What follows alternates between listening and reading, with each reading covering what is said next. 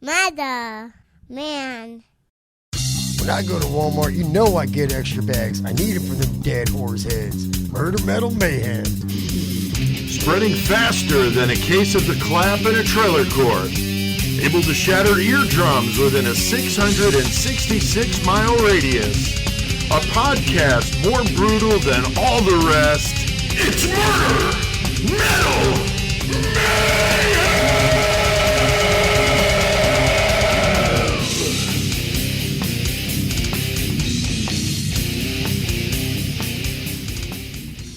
All right. Nice for old Robert Lee Yates to do that for us. You know? Oh, yeah, man. Fucking A bags. What the fuck's up? Joey's coughing in a Tuesday as we're throwing down a new Murder Metal Mayhem.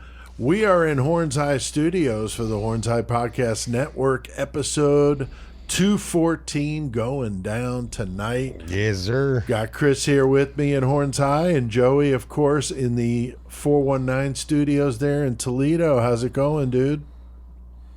Not bad, doing pretty good. Tired of this goddamn snow, hoping it's finally leaving. Wait, you guys got fucking snow? Yeah, we got it fucking the last 2 days. Not today, fucking it was sunny today, but the last 2 days we had snow. Oh, shit. Damn, that sucks. Yeah, we didn't get any of that. Yeah. It was fucking slushy as shit. It was more fucking rain than anything, but Right, but still, yeah. Wow. Well, you know, we started off the podcast with a little bit of technical drama, but we were able to figure it out. So we're just the Because that never professionals. happens. Yeah, because that never happens. All right. What shirts we got going on here tonight in the studio, Chris? What are you wearing over there? I'm a double Murder Machined up. I got the Murder Machine zip up hoodie, and I got the Murder Machine clothing skull shirt on. Man, does Jason know he's like the official, you know, Like for real, costume buy? So many of my shirts are his shirts. Yeah, you wear a lot of Murder Machine clothing stuff, which is cool. And Joey, what about you over there? I'm wearing this Minstrel Disconsumed pullover hoodie. I got from him. He's out of Indonesia, and a pretty badass one man. And I did a split with him not too long ago. Hell yeah, very cool. And is that your 419 hat? 419 hat, fucking representing over here. Hell yeah. And I've got been listening to this band from Alabama. I really dig them, called Defense Wound. Pretty old school death metal band. And I ordered a shirt, and that's the shirt I'm wearing here tonight. And it's a really cool shirt, you know, but like something did strike me. I mean, I picked out the like Pazuzu thing going on the shirt, and I wear it here in the studio. And Chris is like, dude, that's straight up deicide. so this shirt is really badass, and I don't want to take anything away from the band, but when you compare it to the deicide self-titled album, yeah. it looks very much the same. So don't take that away from him unless it's intentional.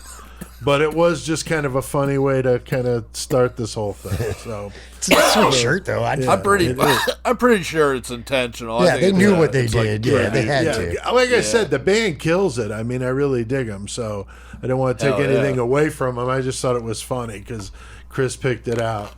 Anyway, last week we did our episode on Charles Bronson, not the actor, but the Britain's most dangerous inmate. He's a beast. Definitely.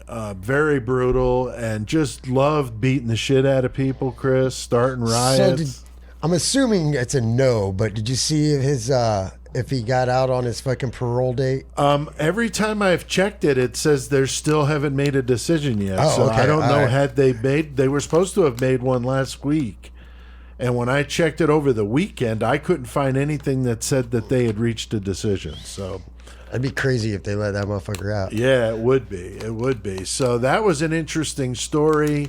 You know, guy's been in prison for literally 50 years and never killed anybody. So, you know, you would think somebody that hasn't killed somebody, you know, would be in prison for that amount of time. Right. Especially there in the UK. I mean, he caused it to himself. So. Yeah, I mean, he was climbing on the roof and tearing the roof apart, $300,000 of damage. I mean, craziness. It's insane. So it was a good one, and we were passing 700 to that one today, which is good for a bonus episode. And we also released the full interview that I did with the guys from Skeletal Remains, which was cool as a bonus episode. And we also released the video on our YouTube channel. So both double barrel Skeletal Remains for you last week. We were passing 500 on that one today. So go check that out if you guys haven't done that. It's good stuff. I got a lot more interviews coming up. I've got like 3 set up, so Nice. there's a lot going on. Now, tonight we're going to be doing our feature on a guy that loved killing some prostitutes. Yes, he Chris, did. we've done a few of these. And this guy is one that I'm thinking some people may not remember because he somewhat blandly fades into the, stratosphere because it was, West Coast, Right. not a real big, cool name, like Screen Door Intruder or anything cool. No, just Spokane X or serial killer. Spokane Serial Killer. It's like as generic as it gets. Old Robert Lee Yates. But he started killing in 1975 and went until 99. Known to have 16 victims, mostly prostitutes in that Spokane, Washington area. He was a veteran, lived in an upper middle class neighborhood. This guy's married, 5 kids, not the guy you'd expect to be pricking up prostitutes and shooting them in the head, No, just dumping them on the side of the But road. he was loving it. Yeah, he really was. And it's an interesting case, like these all are. So we're going to get to that in the murder segment. That guy's been on the list for a while, so it's good to be getting him done. Now, this Friday, we're going to have another bonus for you. So you guys are just getting obliterated with some Murder Metal Mayhem here. And this is the one you and I did, Joey, with Matt Bishop. That was killer, man. Yep. Yeah, that's a good one. I'm stoked for everybody to be able to hear that very soon.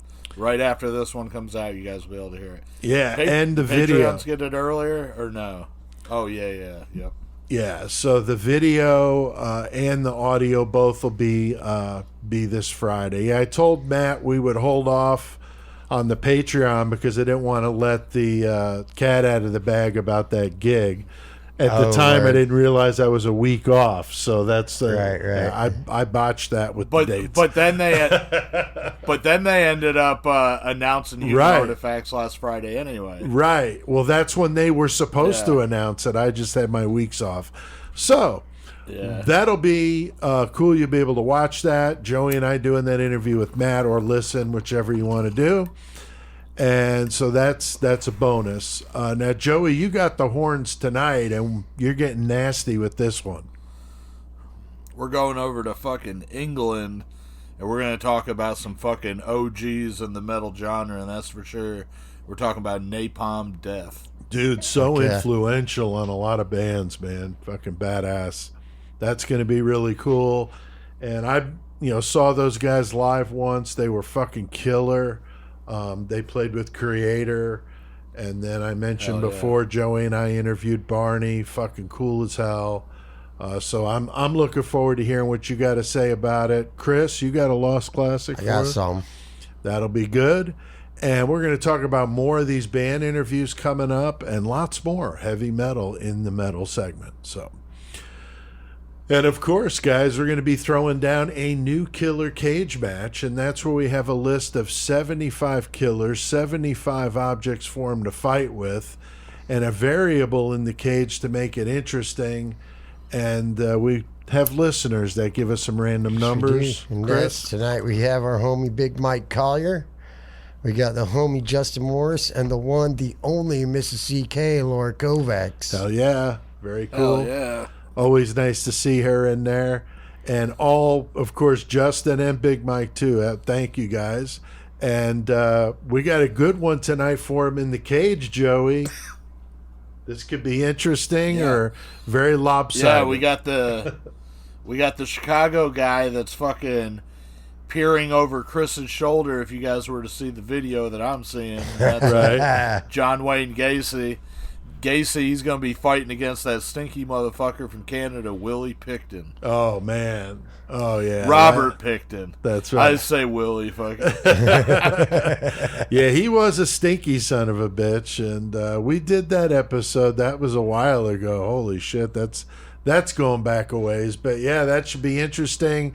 Gacy and Picton going at it tonight in the cage with two objects, a variable, and a song playing while they fight, and that's going to get nuts in the Mayhem segment. So keep on listening for that.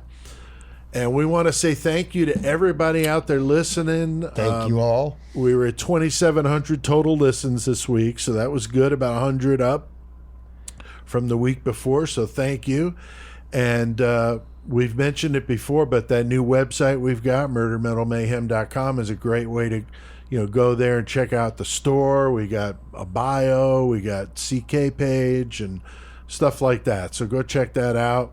And guys, I checked it right before you got here, Chris, and we were at 663,000 total listens. So fucking close to 666. 3,000 away. We're 3,000 away, and that's a good week. So, I mean, no reason to think we can't make it in a week. So no, let's hit that winter bonus episode. I was going to say, that's what I was going to say. Fuck Exactly. So spread that word. And guys, we got a lot on our plate tonight. We're going to be taking a trip west and avoid ending up with a bullet to the head in a fucking rape van. Let's get our fucking murder on.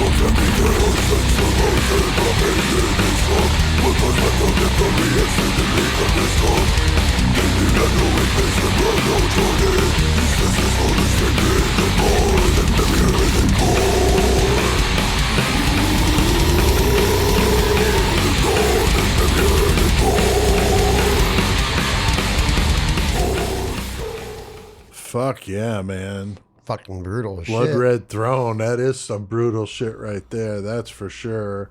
And the song is called Whore Zone, which, I've been on this fucking Blood Red Throne kick. And I was like, I know that's, probably not very PC of us, but, then again, we never are. So that's just the way we are. And so, yeah, I thought, what a better song to play for this episode than that. So why not? All right. So here we are, guys. Episode 214. We're in the murder segment, and we're getting ready to throw it down with a guy that's been on the list for a while. Like I said, the Spokane Serial Killer himself, Robert Lee Yates.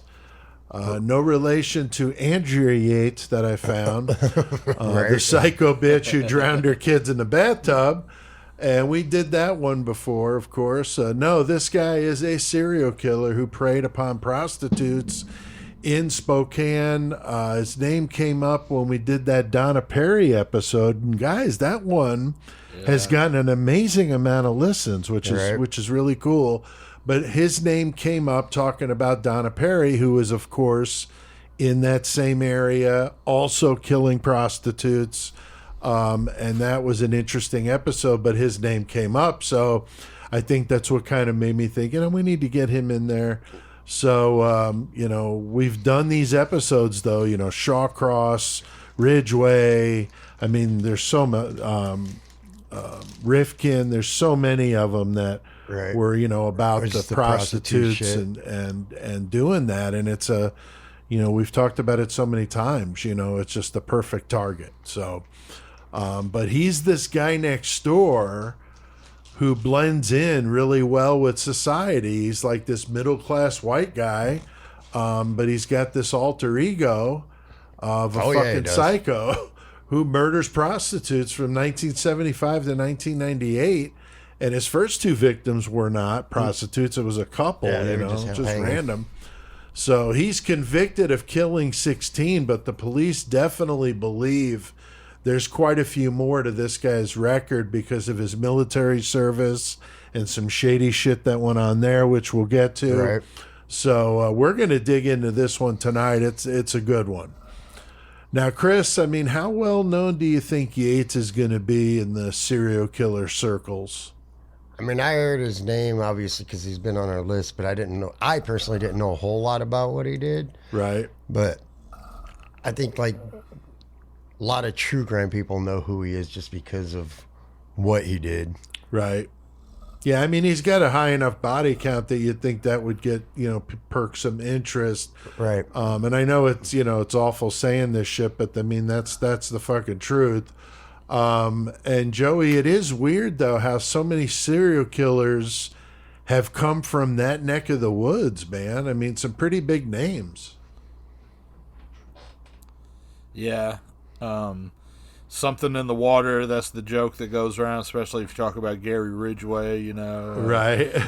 Ted Bundy did killings up there, fucking Jesperson. And it's wild. I mean, this is all just Washington that we're talking about. Right. And I should have did this. It's my fault for not doing this and doing my homework, but I should have taken all their fucking timelines when they were killing and laid them out, because I bet that it covers almost every fucking minute, basically every section between. You're probably right. Whatever now. Yeah. Yeah. That's probably would be a pretty interesting presentation to make. I also think it's because it's the total opposite corner of fucking goddamn Florida, because Florida's a whole bunch of crazy. There you go, like the antithesis. So I don't believe I knew much about this guy before I stumbled on a YouTube video, and I was like, holy shit, definitely put him on the list. And, when we talked about him with that Donna Perry episode, thought definitely had to get him on the schedule. Interesting comparison, though, with those two, Donna Perry and Yates, is they both killed with a gun, up close, personal, in a vehicle, and a body count of 16, definitely very high, just one shy of Dahmer. And, we all know about Dahmer. Now, of course, Dahmer had that, cannibalism angle, which definitely sensationalized it. Yeah, of course. But just saying, I mean, 16 victims is obviously very significant. So it's just interesting. We've talked about this so many times. I know we did with Dr. Schechter, is, why some, ring better with the public than others. Why do we remember a Son of Sam versus whoever, Right. It's just weird. Sometimes it's the nickname, sometimes it's the timing, what else is going on in the news and all that, like we've talked about so many times. So Yates is born in 1952 in Oak Harbor, Washington, middle-class family. They were members of the Seventh-day Adventist Church. His father said they were into doing things outdoors, like doing, the rural, Like hunting and yeah, camping and fishing. shit. Total rural upbringing. I like that shit too, but I ain't out killing whores. That's right. He was a good student, and but there was a little bit of drama before he was born. Yeah, dude. Holy shit, his grandmother killed his grandfather with a fucking axe. Right. So Lizzie Borden style, Like- in 1945. Like, he wasn't born yet, but his dad was a kid and shit. Right. And his dad and his brothers, whatever, were in the other room fucking while shit's going on, just like smacks him 4 times with an axe. And he ends up dying like 4 days later or whatever. The fact that he lived at all was amazing. Right. Yeah, so this was 7 years before. So, so his dad would have been a lot younger, maybe a teenager. Right. So, that's fucked up. And so insanity seems to kind of run in his blood a little bit. I guess. So, now, Chris, we've talked about shit like that before with serial killers having, mental health issues in the family. I mean, so many times it comes up. Yeah, but I mean, really the only thing I saw about any kind of mental illness was his grandmother. Yeah. And like his parents seemed fine. Fucking obviously his brothers, whatever, were fine. I think it was just him. Yeah. Like, I don't know. And his mom or his grandmother was like, crazy or insane, whatever, I guess. Because she only spent 7 years in a mental hospital for fucking killing her husband. That's all? Yeah. Oh, wow. Yeah, so that's interesting. I guess it passes gene through skips a generation. Yeah, skips a generation. Yeah, I mean, it's hard to say. I think part of it, it's probably a little bit of both. It certainly doesn't help that that's in the fucking mix, And so, yeah, it could have skipped it. That's like male pattern baldness. They say skips Right. generations, What would I know about being bald? I don't know, I don't man. fucking know. Me either. Now, Joey, I wonder if that in his background would play a part of his hatred for women, do you think? The fact that his grandmother did that? Yeah, it's possible. And I saw something, one of the documentaries, somebody was talking about how they were like, oh yeah, that was the moment, that he realized that something that every guy wants can also be very dangerous, so you have to take it out, or some shit like that. And so it's possible that was Yates's thinking, and that was a big push in his hatred towards women. I don't know if I necessarily think it was as much of that as maybe it was an influence on his intrigue with the dark side of life. Right. And it might have pushed him in that way. That's just me speculating. I mean, I'm not sure. Like I said, I saw other people saying that it was, likely to help his hatred towards the women. So, yeah, either way. Yeah, it's just interesting what would make somebody do that. It's crazy. Now, he graduates high school in 1970. In 75, he gets a job as a corrections officer. This would be very interesting. At the Washington State Penitentiary in Walla Walla. Yeah, it's interesting later, too. Very ironic, for sure. Little foreshadowing there. He marries his second wife, Linda, in 1976. They had 5 kids, 4 girls and a boy. And apparently he wasn't cut out for a job in the prison, because then he joined the Army in 1977. So I did see that he kind of bounced around a lot, which isn't uncommon with younger people. No. He settled on going into the Army in 77. He wanted to fly. He became a warrant officer. Those guys are typically helicopter pilots. And then he got certified to fly passenger airplanes and helicopters both. And he actually became a flight instructor and did very well in the Army. So he really did, exceed, and did very well in what he was doing. And he was stationed at various bases in the United States. He was also in Germany, Somalia, Haiti. And while he was in the Army, he got several commendations, like the Army Master Aviator Badge, which I'm not sure what the qualifications are for that, but I know that was a kind of a standout one. He had a great record, top flight instructor.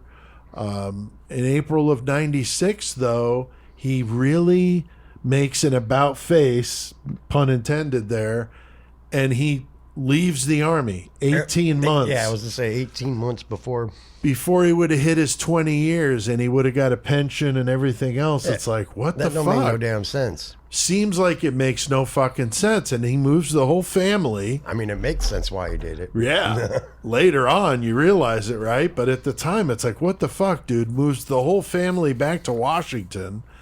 And very strange, but the police suspect that he may have been involved with an unsolved murder at his last duty station. And at the end, I've got some information about that, because that's an interesting case in and of itself.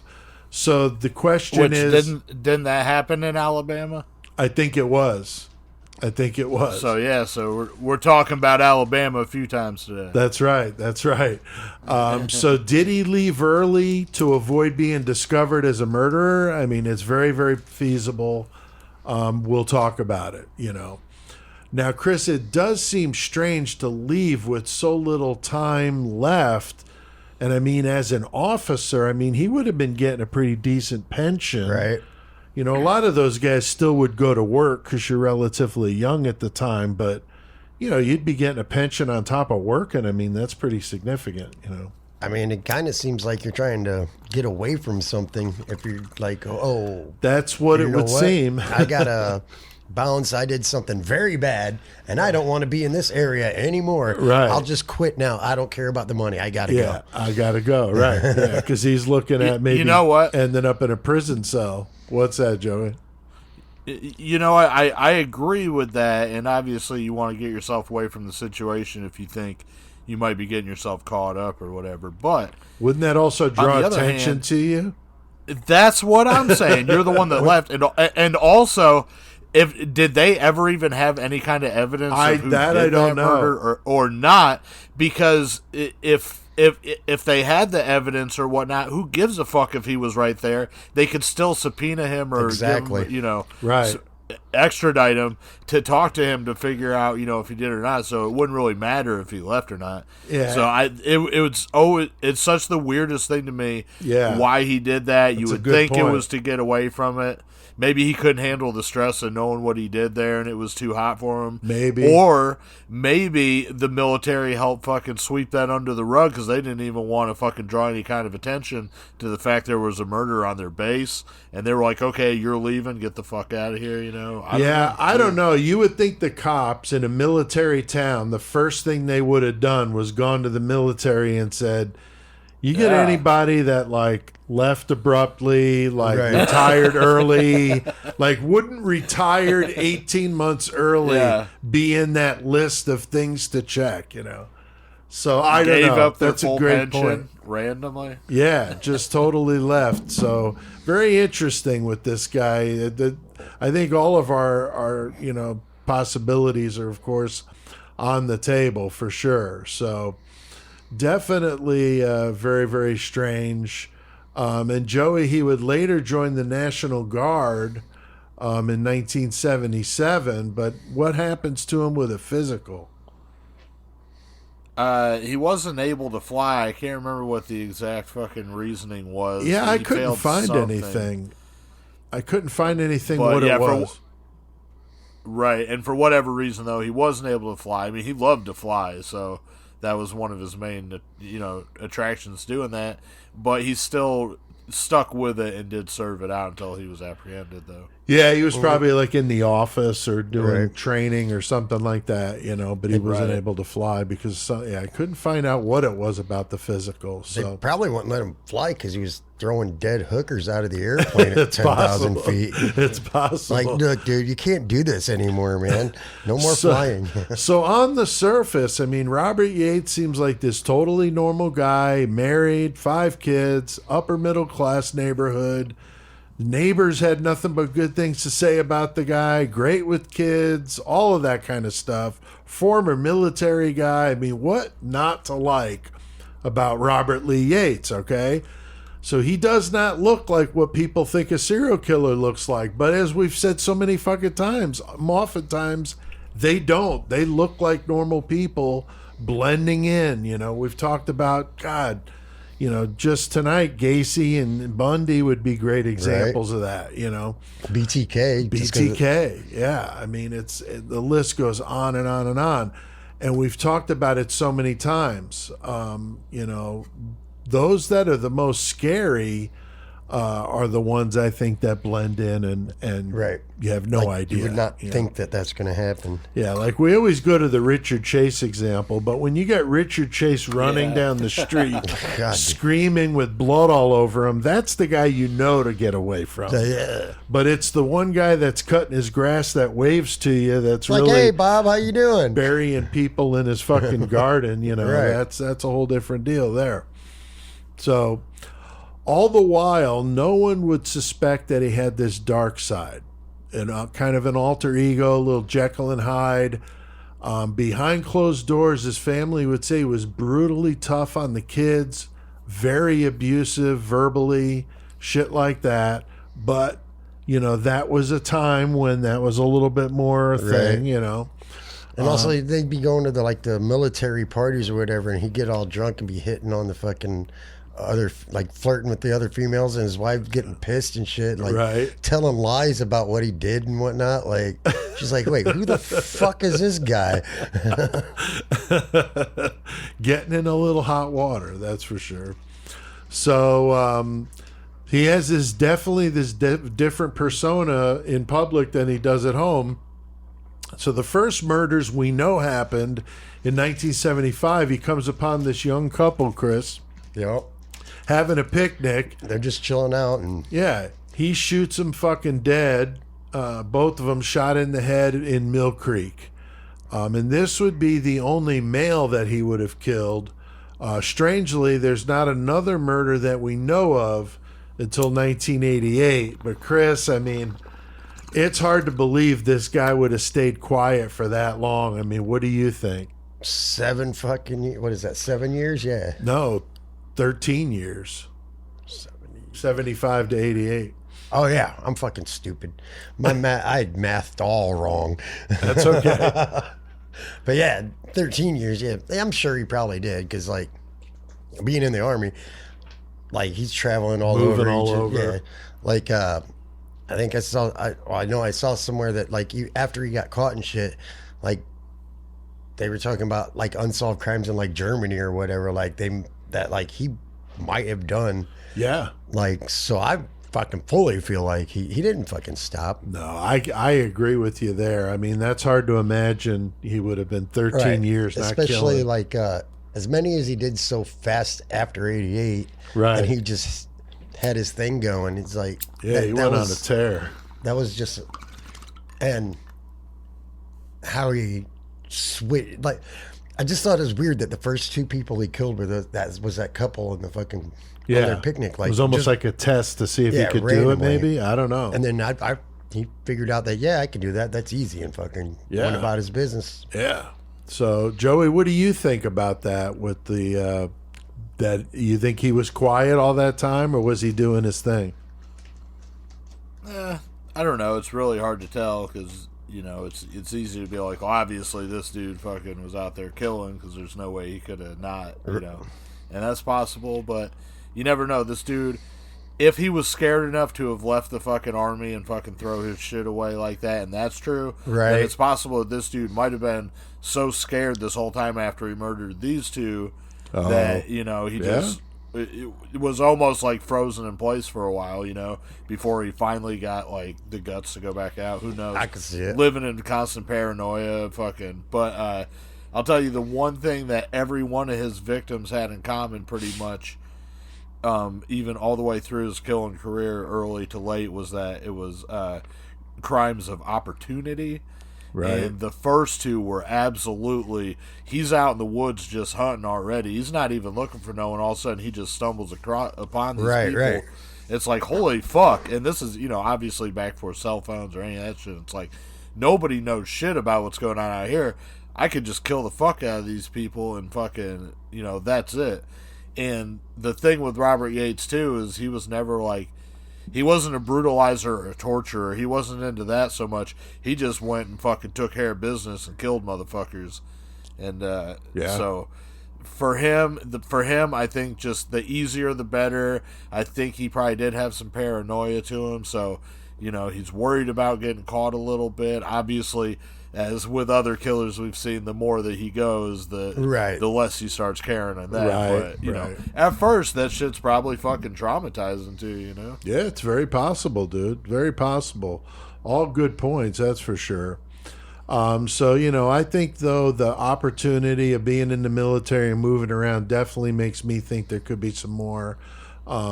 These towns around these bases are very transient, so totally, lends itself to that type of thing. Now, Chris, so the murder happens in 88.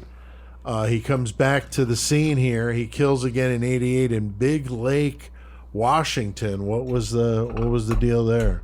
Oh, I can't remember who it was, but yeah, it's somebody comes along and finds a body, like basically a foot hanging out from under. Was that the mattress or whatever? No, they just found skeletal remains. Is that what it was? Oh yeah, everybody my has to bad. take a drink too. By the way, skeletal remains. Oh, gotcha. Gotcha. Nice. I was wondering what that was. But yeah, that's right. It was fucking. I think you were thinking about. I think Chris, you were thinking about the first victims because he ended up just throwing like a tire and an old mattress. Yeah, just Yeah. that's what. garbage Okay, on top yeah, of yeah, them. Yeah, Yeah. yeah, that's right. I forgot about that. Yeah. yeah. They found the skeletal remains of a 23-year-old woman who had been missing for a while, and fucking. And when he gets in his shit, he's like, "Yeah, I confesses he picked her up, and obviously she was a prostitute because that's what he loved to do. He'd be getting smoking crack with him and everything, and going back to the wife like, yeah, what up? Fucking, but yeah, shooting him in the head, fucking with the 25 caliber pistol, and then." Goddamn, loved his fucking plastic bags. Yeah, had those fucking grocery bags there at the ready. Dude, always. Environmentally friendly. I mean, the guy's, guess. he's trying to, recycle and do all that. He's reusing the bags. Yeah, that's a good thing. Now, Joey, I see that Yates ends up at the classic rape van. So here we go again. But what was his? He had a little twist on it. His was a little bit different. It was a black van. It was fucking, creepy. But across the top of the windshield, it said fucking Boogie Mobile. Fucking right. And so I mean, before our technical difficulties, that was my name for the fucking Zoom meeting. Was right it really? now. Oh, nice. I was getting soap. Yeah, but I had to switch it around. Oh, that's but anyway, hilarious. fucking Boogie Mobile. Robert Yates, we got to do another fucking serial killer car commercial. Yeah, Fucking I right we know. do. I know. I was kind of bummed we did it right before I wrote the notes because I forgot about that. I'd remembered. I mean, we'll always find more, yeah. Oh, yeah. Yeah, the serial killer car rental's just so perfect, So you got this 8-year period, no known murders. Like I said, find it hard to believe. Guy like this with an endless amount of prostitutes to kill, hard to believe he would have stopped. And we do see serial killers chill out when they have a new child in the family, something like that, some kind of big life changing experience, like that. So Then there's the Grim Sleeper. Yeah, Grim Sleeper. BTK was like that with his kids. But in 96, though, he strikes again. And this is when he would start going on this tear here. 38-year-old prostitute found shot in Meade, Washington. I doubt the police would have been looking at these these as a serial killer, yet, because it was just that one, and you got all this time in between. A year later, though, 97, they find a 20-year-old prostitute shot to death. And I'm sure now you're maybe noticing that at least they're all 25 caliber bullets. Right, you would think. And you're starting to see a pattern. The police would catch a hell of a lot, from the public, like they always do, accusing them. I'm not trying to find the killers because the victims are prostitutes, and it's very unfortunate. But I know there was one cop that was in that or heading that task force. And he was saying how it really bothered him because he knew how much time a lot of those guys were putting in, like crazy hours to solve this. And like Joey was saying, you had all these killers killing in roughly the same span of time. So, I mean, you've got quite the numbers of prostitutes ending up missing and gone. And goddamn, I mean, that's just like crazy numbers if you put Green River, fucking Bundy, Jesperson, Yates, this fucking, dude. I yeah. mean, holy shit, you're talking like 50, 60 women. I mean, that's crazy. Or I'm sorry, Green River himself was at 60 himself. Yeah, something like 100. Probably 100. Yeah, 100. Yeah, crazy. So Robert Lee Yates is hitting his stride at this point. It seems that he's just, choosing his victims. Chris, they use these prostitutes. I mean, how many times have we done that? We did the Larry Bright episode, Right. Peoria, another prostitute killer. But, they're just easy pickings, man. Yeah, for the most part, but like sometimes there are people actually looking out, like not like wondering where these people are and shit. Because like most of these women were hooked on fucking drugs, whatever crack, whatever the fuck drugs they're doing. And that's how they make their money, but they still have family out there that like, hey, we need to try and take care of this person, man. Right, Like, and they also look out for each other too, because there Right. were a lot of them on these episodes where they're like disguised or whatever, but they're like pretty broke up of the fact that these friends of theirs Right. were dead. It's fucked up. So this guy is, he's doing a string of these things in 97, 6 total. 3 victims in December alone of 97. I mean, he's definitely escalating. The Spokane area averaged 5 murders a year. So this guy is definitely getting people's attention with, these kind of victim counts. Is just staggering. Police don't know what to do. They're not used to dealing with this kind of stuff. This is a city of about 225,000 Yeah, I was gonna say, people. it's not a huge city. Yeah, it's pretty good size, obviously, but it's Right. not Chicago, Right. So the 2 victims found on the same day, just a mile apart. So that's fucked up. All of them shot, just like the other ones, dumped in these rural areas, close to the road, and as you said, Chris, plastic bag. Right. He's Like, smart, right? Some of them were like multiple bags, like 3 bags or whatever bags. You kind of just like Double fit, like, bag each- in the milk. basically, because the bags were put on after they were shot. So like he's just like trying to secure as much blood as he can. Basically Make the cleanup easier. I mean, it didn't help because the kids found the fucking goddamn blood in the van. That's for sure. That's for sure. So yeah, I mean, he's definitely cutting down on that mess, which is smart. The police are definitely onto the fact they got a serial killer at this point. The task force is established to kind of combine resources. You got state, federal, local, everybody working together to catch this dude. They're talking to the prostitutes on East Sprague, which is the street where they, red light district, where they would mostly do their business. And the victims, like I said, these people all knew each other. I mean, this is fucked up. Pretty close-knit community there. Now, Joey, you got more than 5, you got 5 more women all shot to death in 98. I mean, this guy is on a fucking rampage, dude. Yeah, he's fucking at war with the prostitutes. I don't know what his deal was. Fucking, he was going crazy, but eventually he's fucking slipping up though because he fucking caught one. And I think she was gonna go down and give him oral sex and shit, and she thought that she got fucking hit in the back of the head. Yeah. She had no idea. She thought maybe she got stabbed because she felt like sharp pain, but she actually got shot. Yeah. But it was a graze. And fucking, she didn't end up dying, but he thought she was going to. And Robert, he's fucking, like, basically telling her his fucking life story because he thinks that she's going to be dead. But for Right. I don't know if he was doing it to try to scare her, like, yeah, this is the shit that I've done or whatever. But he told her everything. He told her fucking his family, fucking his career, and everything. Right. So whenever she survived, of course, she's able to tell the fucking authorities everything. Yeah, because she gets away from him and survives Yeah. it. That's fucking crazy, man. And I mean, she had it down, like number of kids and everything. Like you said, he told her the whole Yeah. fucking thing, which is unbelievable. And we talk about mistakes that serial killers make, and Bundy, talked about that with how you get sloppy after a while. Like we've said, they think they're unstoppable. They get cocky and they make dumb mistakes. I mean, anybody would. I mean, some of these guys are incredibly intelligent.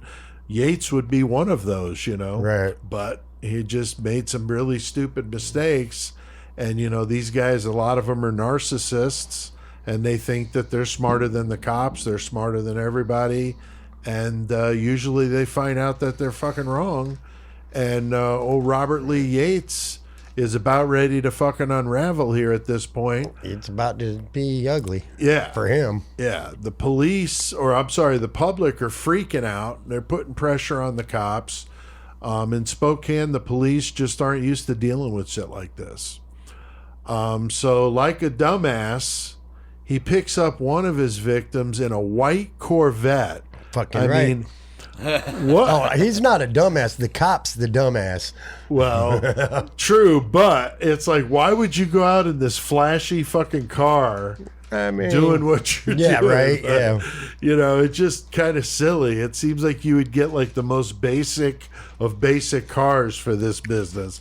Got me a new vet. Yeah, so a witness is able to, pick that out, easily identified, and they pull him over during a routine check of the cars that match that description, but the cop wrote down Camaro instead of Corvette. Like, dude, how'd you get that wrong? Yeah, so he winds up getting away, which is fucking crazy. But they wind up eventually figuring it out. They did get the actual car because he sold it quickly after that.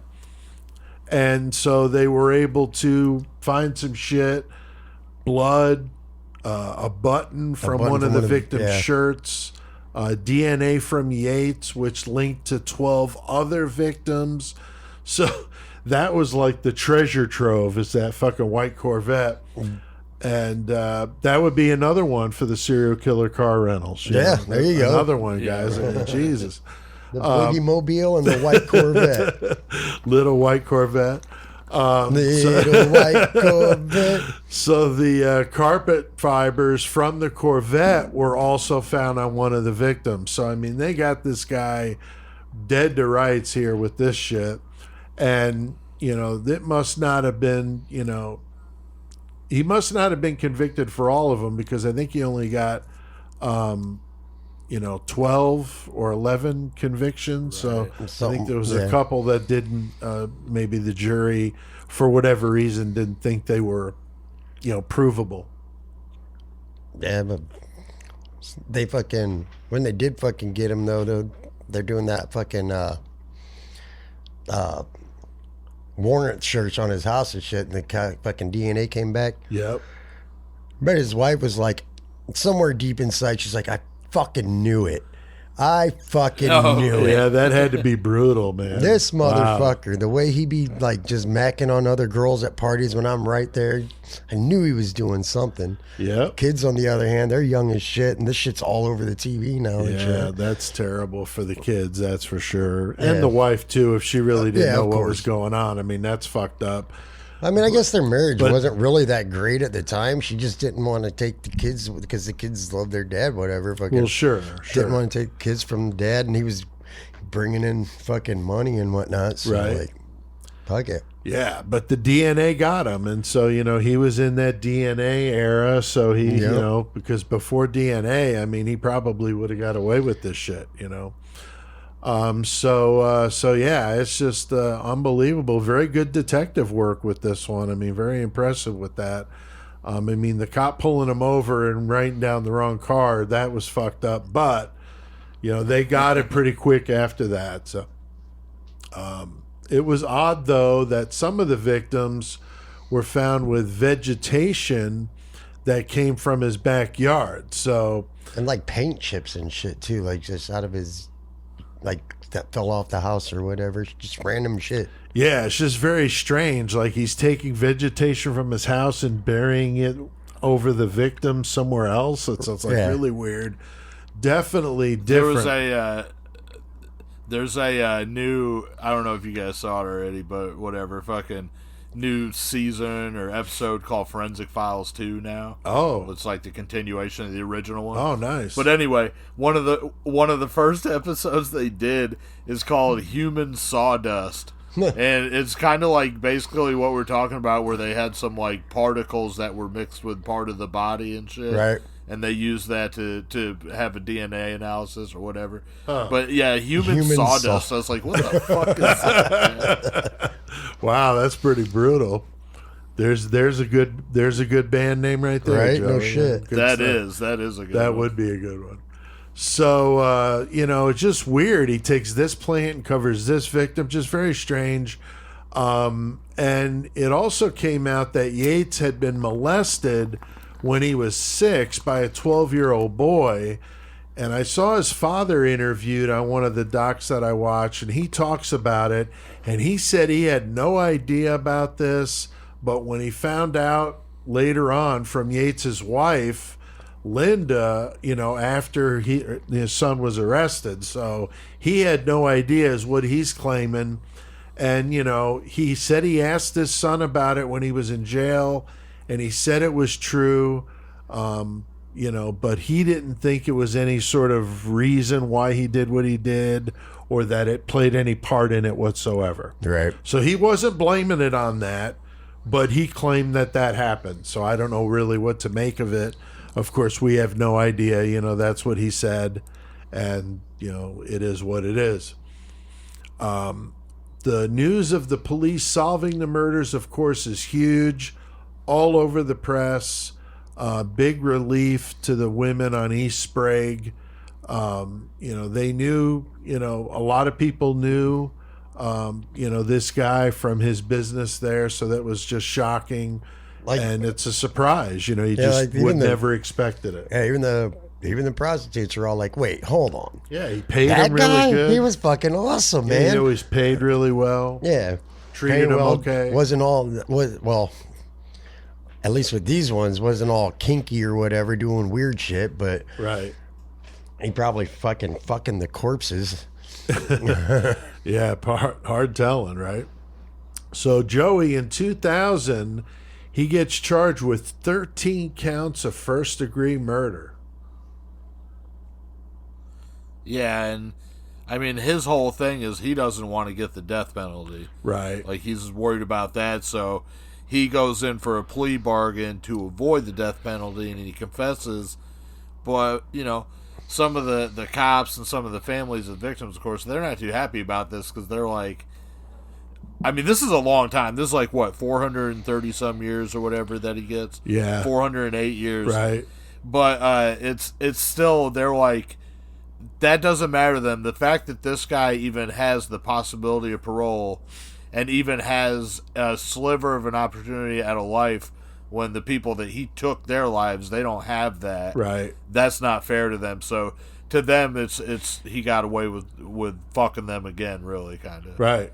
But he does get sent back to Walla Walla, which is where he worked at. Which is fucked up. So Right. at least he was... so at least he was familiar with his surroundings. Yeah, right. Yeah. He knew what he was getting into. Oh, You never- God. I don't know who he had to watch out for from the, Oh, if there was man. any people there that he pissed off. But that word got out real quick about that. Yeah, you remember that Yeah. motherfucker word tear fucking beat my ass? Yeah, He's there's- coming in the joint. There's no way that didn't get out on the street real quick. So things are not quite done, though, with this guy. I guess one of the murder charges were dropped so that if Yates appealed his sentence, they could bring him in on that other charge and then sentence him to death. Fucking yeah, which is fucking genius. Very smart. So during his sentencing, he did apologize to the families of the victims in court and said he found God. like one of literally, these like one by one, situations. named all of them too. Yeah, it's really odd. But he seemed very, emotional, whatever. I don't know what to make of it. It's isolated. It's hard to know if it's Right. legit or not. I've been watching these body language experts on YouTube, and they do they did Eileen Warnos, Ramirez. They've done a lot of Right. them, and they pick apart their interviews and whether they're lying or telling the truth. It's pretty interesting stuff, and the way they say a word or the way they move their upper lip, it's like pretty crazy stuff. Right. It's interesting. Nice. So I would think this guy would have been a good one for that for sure. So. But the families, they got to speak their piece, of course, and obviously some very sad stories. You know, some of these victims were like on the up and they were getting themselves off of drugs and jobs, and it just sucks. I mean, it's just really shitty. The one sister of one of the victims like read the last letter she got from her, and it was basically like, told mom and dad and everybody I love him, I'm going into rehab, right, and all that. And then that was the last she heard of her, and that was like only like 4 days prior to when she got murdered and shit. So yeah, like trying to fucking bring their life together, and then here comes old Bobby Yates. Right. Yeah. Pretty fucked up. Definitely. So, you know, this guy is just, he created a lot of fucking turmoil for a lot of fucking people. Just awful. 2001, he's sentenced to 2 more murders. They linked to him in Pierce County.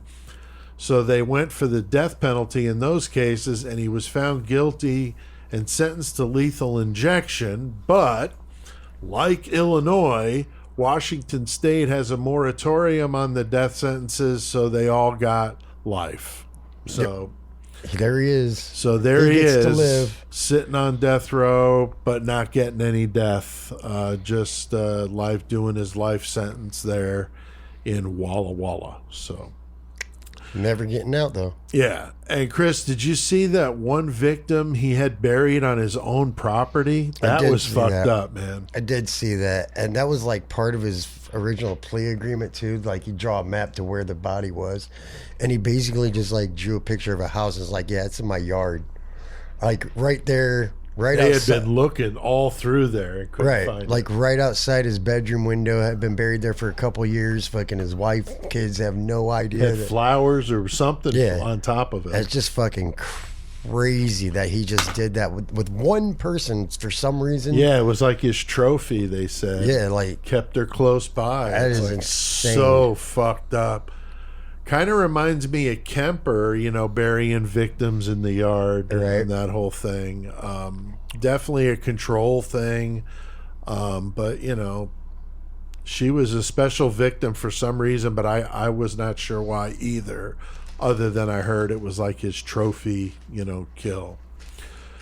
So, Joey, sometimes these serial killers, you know, keep them in their property to, you know, for lack of anywhere else to put them. I mean, there's so many reasons why they do this, to keep them close by. I mean, what do you think here?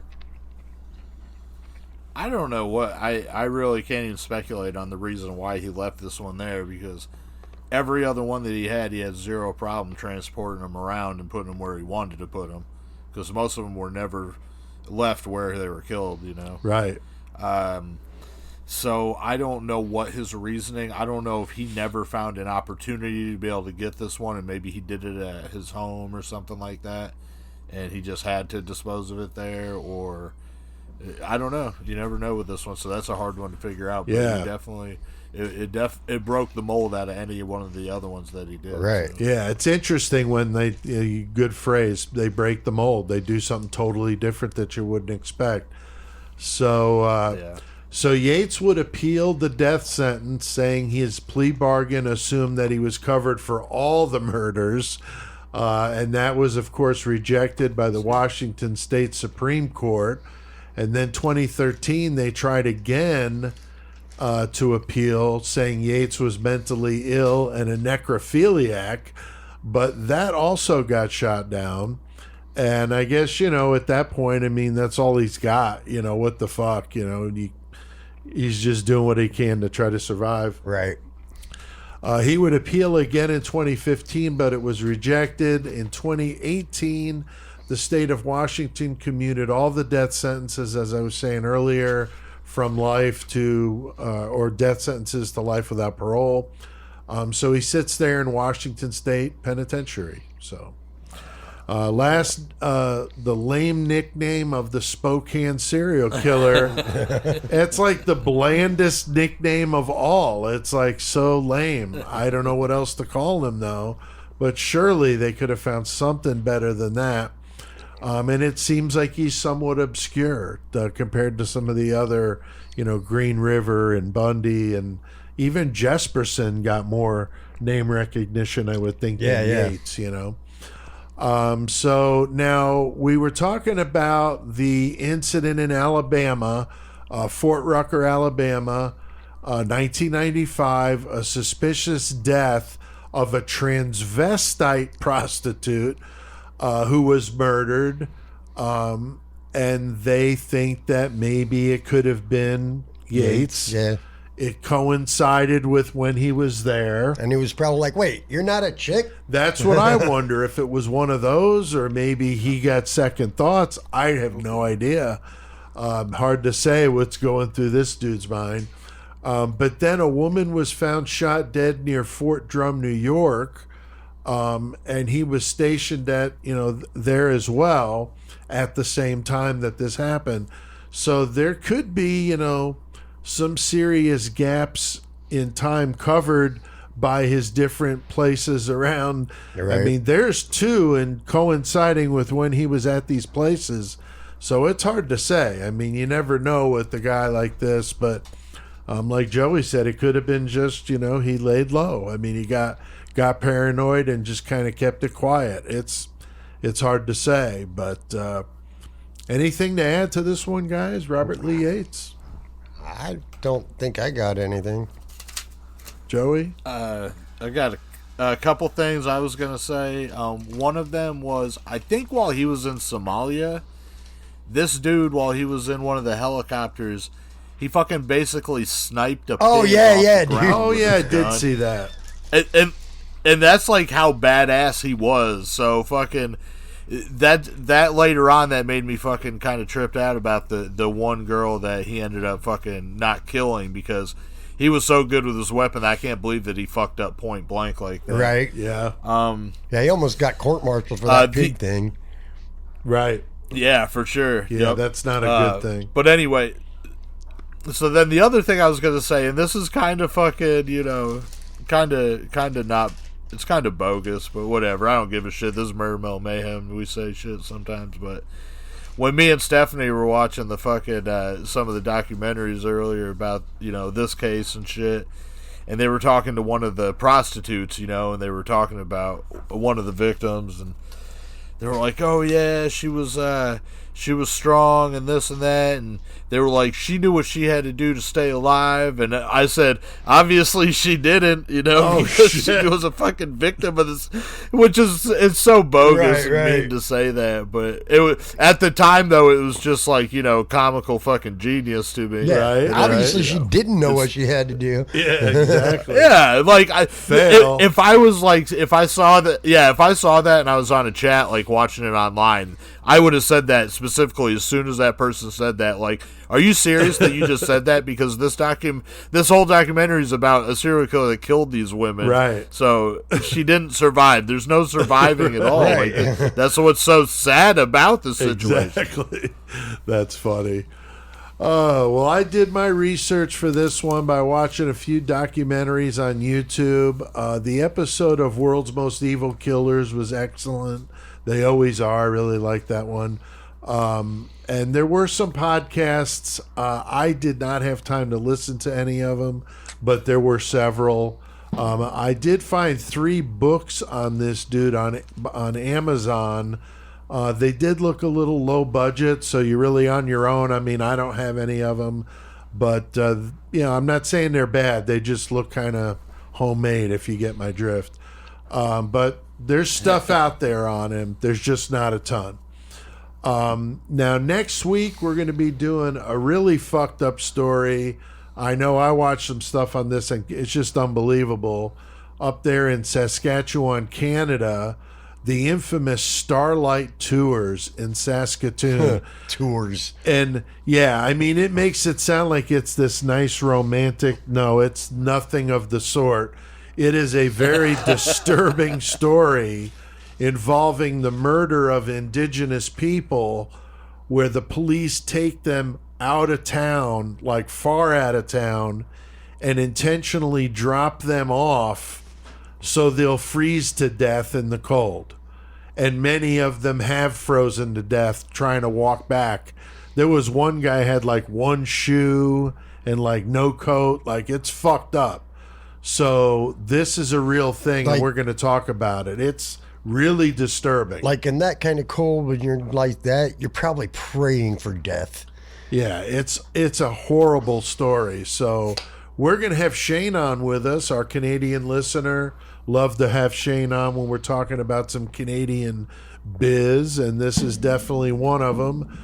So we're going to have him on to do it. And we also did a fucked up commercial, Chris and Joey. You got to hear that. Yep. That was, in our usual bad taste, but that's how we are. So that's what we do. So we got that next week. Joey, any good page a day for us today? I do, and the fucking the Starlight Tours actually, that was a fucking page a day also. Oh, that's right. Right. Yeah. So fucking hell yeah. We had a couple good ones that we turned into episodes recently, so that's pretty cool. Yeah, it is.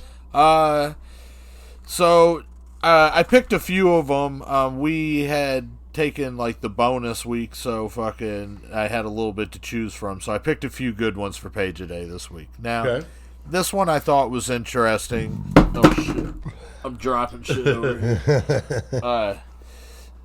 This one I thought this was interesting just because fucking there's always been kind of a discussion for whatever reason throughout my lifetime about tomatoes, if they're fruits or if they're vegetables, and I always consider them a fruit because fucking how they physically are made up, right? Or whatever. Yeah.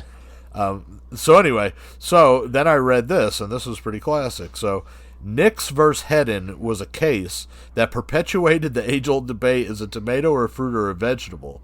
Now, produce seller John Nix pointed out that botanically, tomatoes are classified as a fruit, and in 1892, he filed a suit against Edward Hedden, collector of customs at the port of New York, for taxing his imported tomatoes as vegetables under the Tariff Act of March 3rd, 1883, which requires taxes to be paid on vegetables but not fruits. So he's like, fuck you, you're making me pay these taxes, and these ain't even vegetables. Right. They're fucking fruits, Right.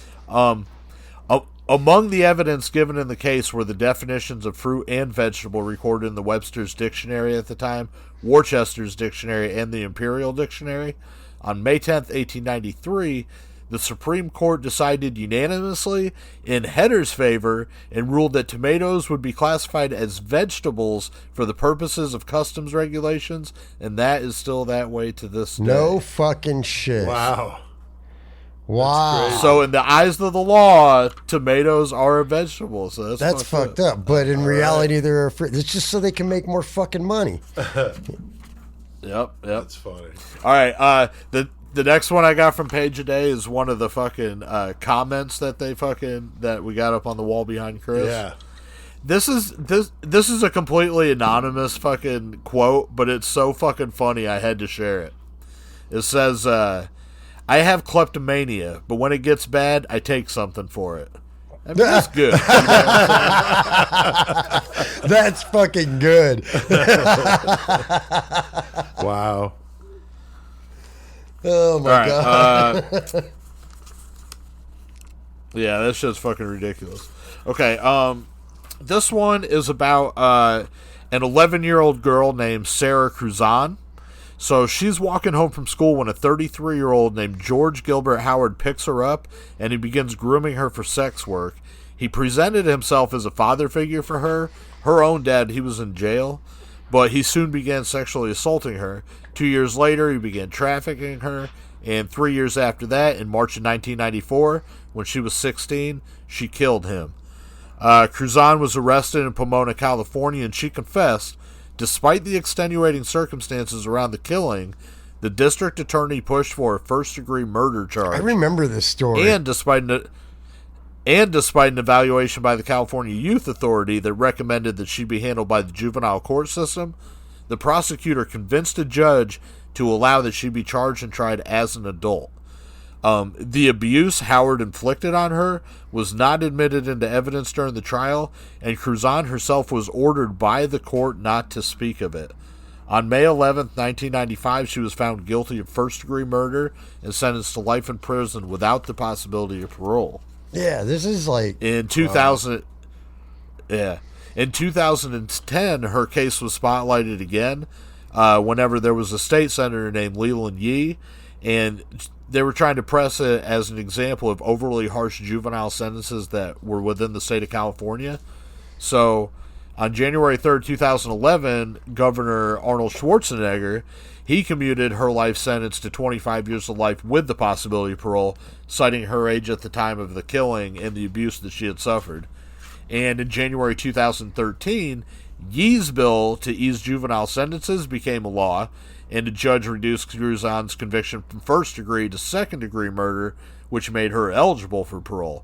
And in September of that year, yet another bill passed that required parole boards in California to give special consideration to incarcerated people who were tried as an adult when they were minor, and they had been in jail for more than 15 years.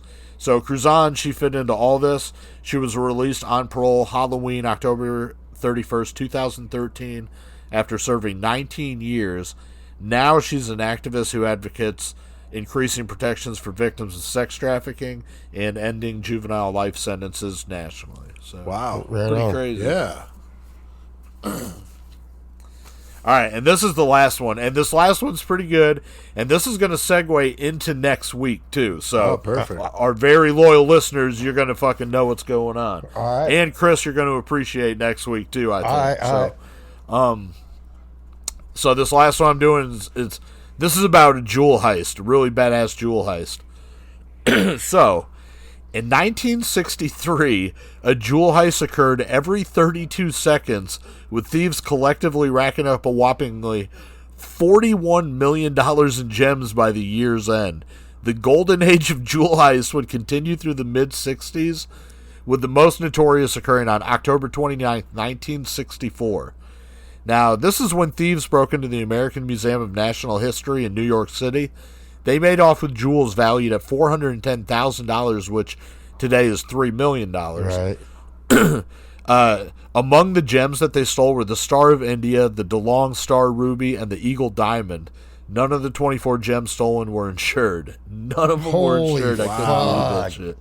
That's crazy. At the time, the museum's burglar alarm was inactive.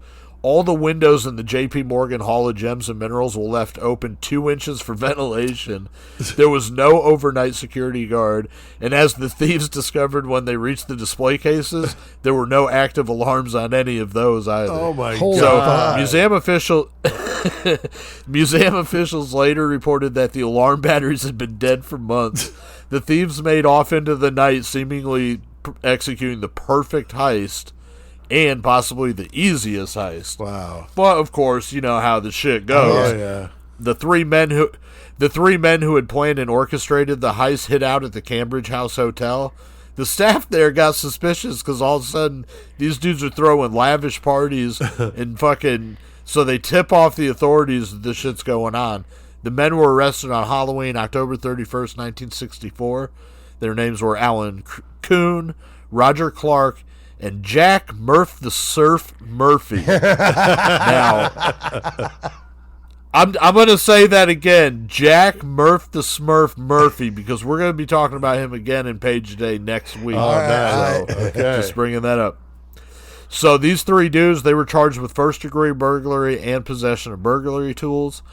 The three remained free on bail, but a few months later, further charges were brought against Kuhn and Murphy for an unrelated assault and robbery on actress Ava Gabor, who was the sister of Zsa Zsa Gabor. Wow. So that's fucking crazy. Kuhn offered to retrieve the jewels in return for a lighter sentence. Of the 24 pieces stolen, they were all recovered except the Eagle Diamond, which was never found. That was a 16.25 carat stone, and they said that was probably likely cut into smaller stones and sold. Probably, yeah. In April 1965, Kuhn, Clark, and Murphy pleaded guilty to burglary and grand larceny. They each received 3 years in prison. Huh. So Jesus. those are the jewel heists. Now, like I said, I'm not gonna tell anything about next week, except we're gonna segue into it, and it's gonna involve Jack Murph the Smurf Murphy. And the title of next week's for Chris is called The Whiskey Creek Murders. Fuck yeah. So just leave it in it. Oh, yeah. That sounds good. Fuck Well, yeah. very good. Page a Day is just a plethora of good information. Always love hearing about that. All right, well, we have done our fair share of murder tonight. I think it's time to crank it up and listen to some fucking heavy metal. So, Joey, what the fuck do we need to do? Just Because CK has passed on, he's not done educating the masses. CK will forever be the great metal motherfucker. We're here to stomp poser ass and eradicate the planet of their kind. CK has passed the torch to us, and we will forge the fuck on. In CK's name, we will bestow metal knowledge upon all of you. Hell yeah, the great metal motherfucker always. Coming up on his birthday here, the end of the month. So, CK, I posted him on the Facebook group today, if people saw that, thinking about CK, and that we're getting so close to the 666,000 listens made me think, CK would have definitely loved that shit. So we're doing the metal segment in his honor. We take turns passing the horns around. And Joey, you are now getting the horns passed to you through the camera. And you've got your badass goat horns over there in the 419. I'm ready to go. Fuck yeah. And when you got the horns, that means you get to pick the segment topic in metal. And you have made a good decision. Yeah, I'm stoked. So tonight, we're going to go to Birmingham, England, and we're going to do fucking Napalm Death. Nice. Fucking right. Now, Napalm Death was, they were formed in 1981. Wow. And, I mean, they're still an active band. So that's fucking pretty crazy. Yeah. They're one of the founders of grindcore. Their big influences coming up were like Discharge and DRI and bands like that, so they really liked that and took that sound and put their English spin on it, UK style. So now Shane Embry, he's been on bass from 1987 until the present. Mitch Harris, he's been on guitar from 1989 to the present. Barney Greenway has been vocals from 89 to the present, and Danny Herrera has been on drums from 1991 until the present. So, wow, none of these guys were with the band originally. Right. However, ever since they've been, basically the fucking meat of everything they've done has been with these dudes. So, even though they're not original members, they've been doing it a long time together. That's for sure. Yeah, all the original members ceased in 1987. So now this is debatable, but Mitch Harris, he is credited with coining the term grindcore, and he's also credited with coining the term blast beat too. So that's pretty cool. Lee Dorian, he was an earlier vocalist, and then he went on to form the band Cathedral, which is a big band. Yes, yeah. But the Napalm Death, at that time, they wanted to pursue more of a death metal sound. So that's whenever they recruited Barney Greenway from Benediction. Jesse Pintado is also a big name that was with Napalm Death, and he was with them from 1989 until 2004. But then he ended up, he died of, I believe it was something diabetic. I can't remember. He had problems with that, but he ended up passing away, which was a sad situation. Yeah. One other name that I'm going to say, like I said, those four guys are the guys that have been with the band for forever, but these are just some memorable people that have joined in. And between 1987 and 1989, Bill Steer, he was on guitars for him, and of course, fuck yeah, Carcass, right? Yep. I forgot he was in there. Yeah, for sure. Now, man, I'm about to fucking just go through this. Napalm Death's known for fucking being fast, being fucking in your face and fucking over with, and I'm going to do this metal segment exactly like that, because holy fuck, this band has consistently been putting shit out forever. So I'm just going to run through pretty much their discography, a couple notes on some of the albums, and then I'll get out of here. But so 1982 to 1986, they released 7 demos. 1987, they put out the first full length, which was Scum, which is fucking iconic as fuck. Oh, yeah. So much, yeah, definitely. 1988, they put out another full length called From Enslavement to Obliteration. The whole time they're doing this, they were doing splits, comps, and they were doing peel sessions, because that was big at that time. Oh, yeah. Especially over there, of course. 1990, they fucking fly out to Morrisound Studios out in Tampa, Florida, Of which course. I did a metal segment on that. Yes. And that's where they recorded their next full length, which was called Harmony Corruption in 1990. Track 5, Unfit Earth, of course, it features Glenn Benton from Deicide and John Tardy from Obituary. So that's Which pretty is- badass. Yeah. What I think Yeah. is fucked up, those 2 guest vocalists on that. Also, I was just listening to is it Eating Back to Cannibal Eating Back to Life, fucking Yeah. maggots and Skullful of Maggots. Skullful of maggots, yeah. And like John Tardy and Glenn Benton's on both those songs. What was the other one? Skullful of Maggots and fuck. Back Anyway, from the Dead. Yeah. Is that what it is? yeah, I can't remember. Mangled. But yeah. Mangled, yeah. Yep. Yeah. All right. So, but that was cool back then. That's what was awesome, is that shit was all centralized in Florida. So you got people recording big albums. It's like, oh, you want to get this dude on your fucking album? He'll Right. fucking be down, and he's right there in the fucking close Right. by or whatever. So anyway, like I said, 1990, they put that album out. Also, let me just backtrack for a second, because Scum, their first album that came out, that was the 3rd cataloged Earache Records release, which, of course, Earache is still big to this day. Right. They became huge. And that's number 3 Napalm in their Death fucking was- shit. Yeah, that's how early the Earache fucking Goddamn. days that Napalm Death was starting. But they stay with Earache through all of this going right here. Love it. So 1991 rolls around, and they put out an album called Death by Manipulation. Now, I consider this a full length, but really it was a comp, and it had a bunch of their fucking splits and EPs on it, but it's still a really big album. 1992, they did Utopia Banished, which is my personal favorite. Probably the most death metal too, but I really do like it. 1994, Fear, Emptiness, Despair. 1996, Diatribes, however you want to say it. 1997, Inside the Torn Apart. 1998, Words from the Exit Wound. I mean, these dudes are putting out an album Like a year a almost. That's constantly. unbelievable, man. Yeah. Now, 2000, they come out with the album Enemy of the Music Business. This one was went back to their heavier style and shit. And this was put out on Dreamcatcher Records. I was like, what the fuck is a label?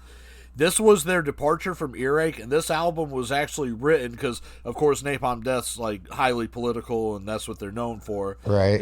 That's what they write their lyrics about. But this was basically against how Earache fucking was treating them at the time and all that. So this was their fuck you to them. This was their departure, and they put this out on Dreamcatcher Records.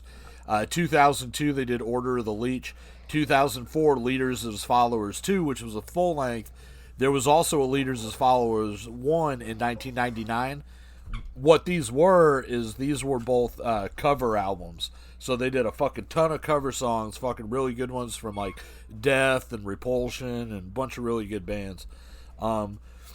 But Leaders as Followers 2, what was big about that is that's their first album on Century Media Records, which is where they're sitting now since then. Right. 2005, The Code is Red, Long Live the Code. This has some guest tracks on it by Jello Biafra from Dead Kennedys, so of course that was a big influence on them. Jamie Josta from Hatebreed was on there, and then Jeff Walker of Carcass also. 2006, they put out Smear Campaign. 2009, Time Waits for No Slave. 2012, utilitarian.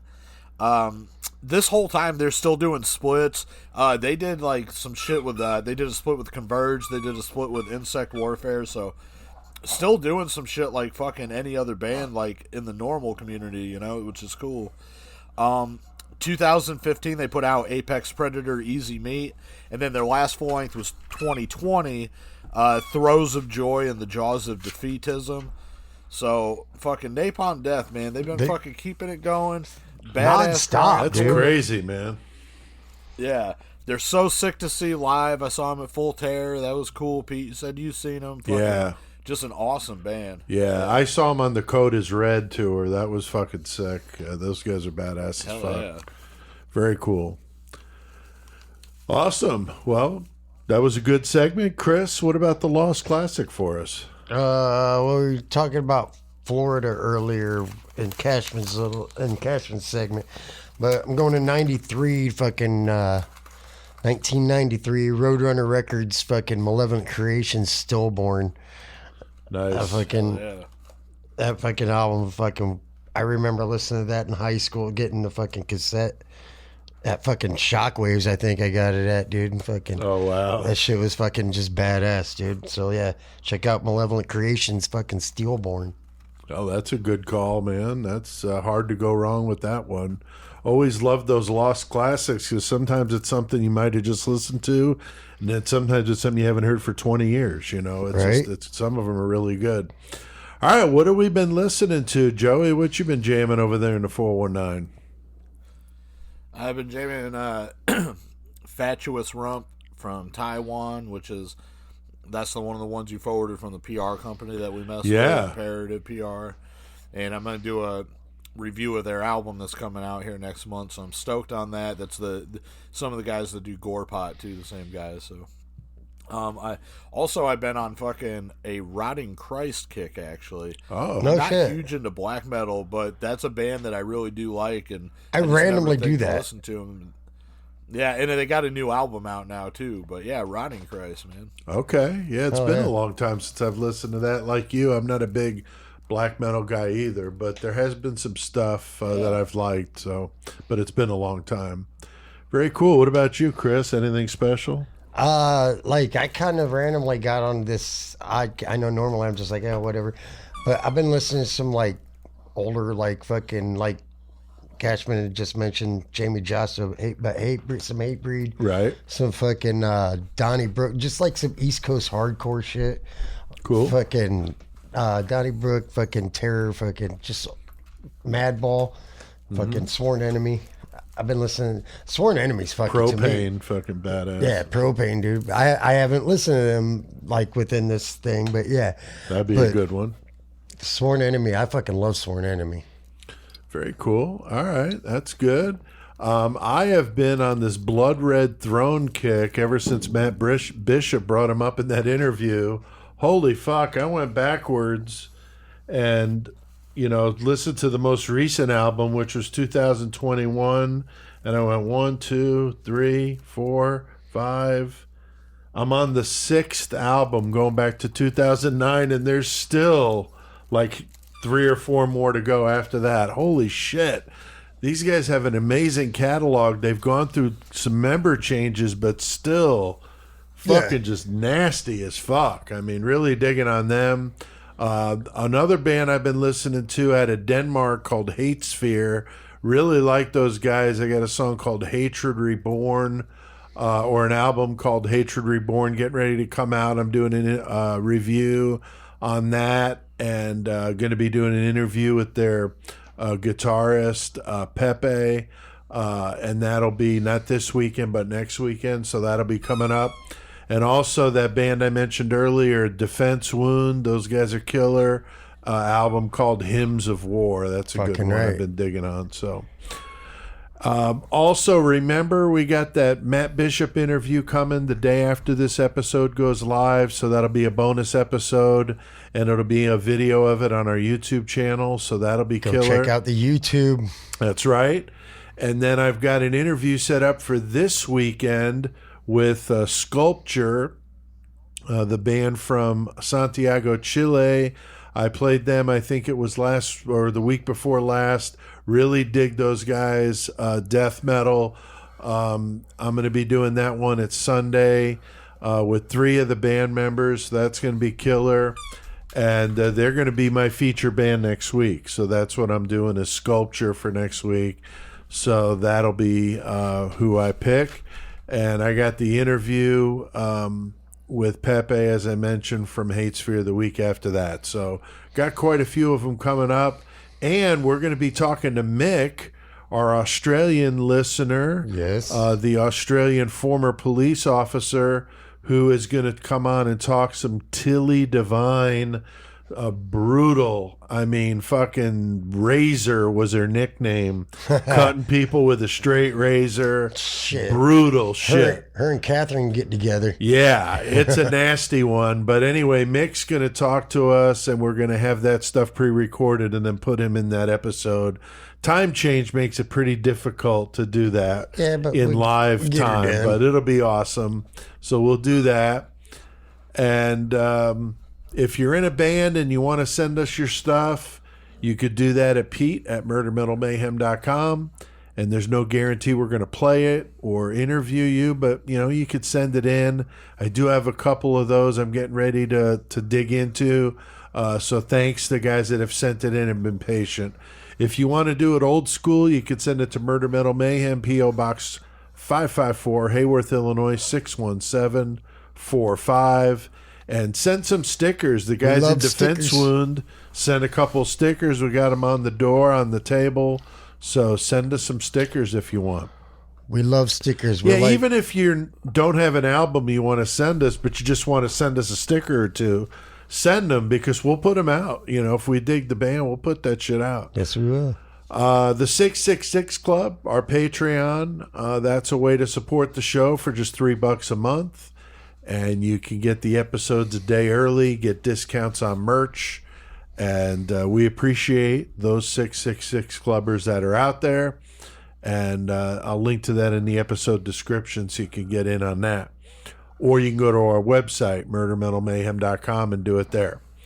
All right, well, we have done plenty of metal tonight. So, Chris, what the fuck are we about to do? We are about to get our mayhem on, motherfuckers. What?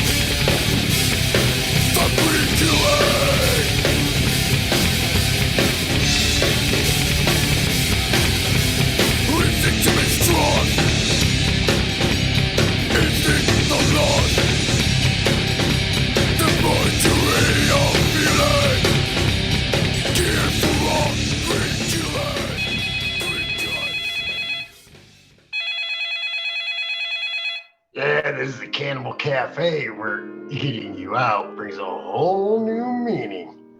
How the fuck can I help you?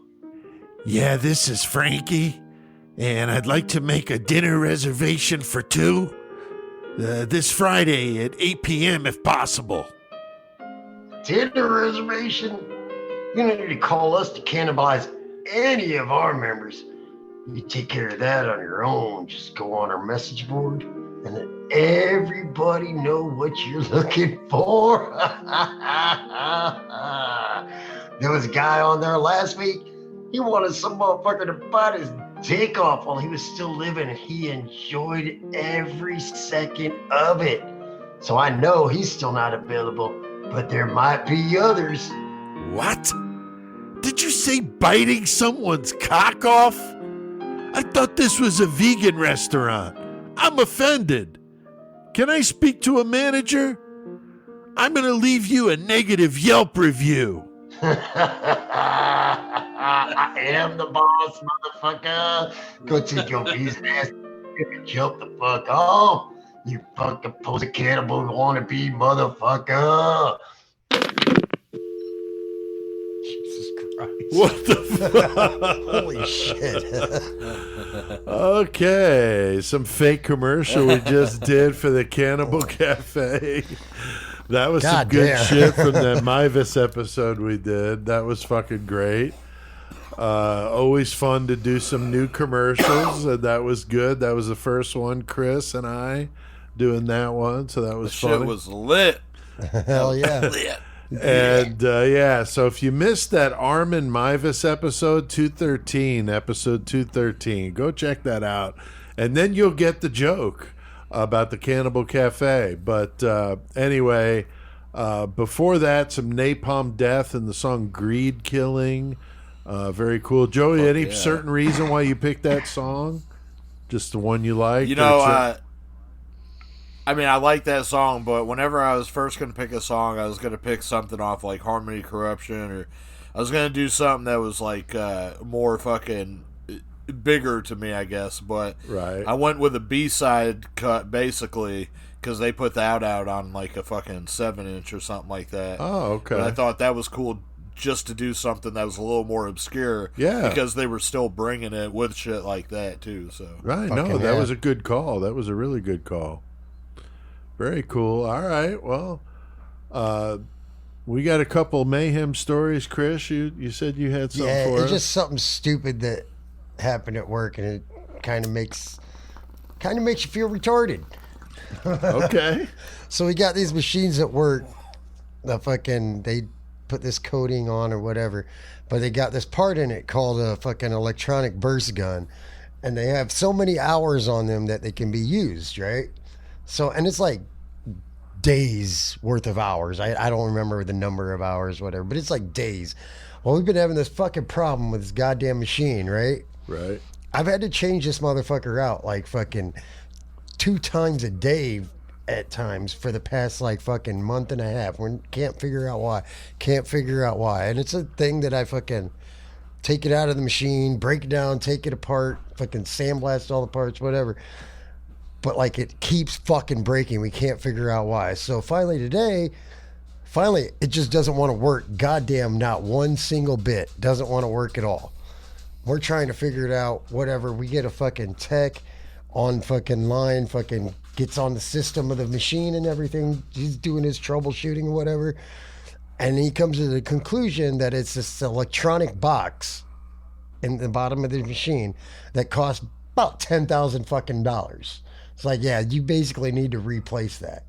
So we're like, Oh boy. well, shit. So we fucking order this fucking part. It costs $10,000. I ain't paying for it. Like whatever. Like fucking Right. Like, but so we order this fucking part, and we're still like looking at this thing, like, what the fuck is wrong with this? Because the fucking all the power lights are lit up, everything. We're like, what the fuck? And there's this one little mechanical or electric box, 4x4 electric box. We're just like, let's just check that inside there. We take the cover off of there, and there's these 2 like points where the part of that fucking EB gun hooks up. The nuts on the bottom of the fucking connector bolts, one of them fell off, and the other one was so loose you could move the wire. It's like a loose battery connection. Oh shit. So we put the nut back on and tightened the other one up, and the motherfucker worked fucking fine.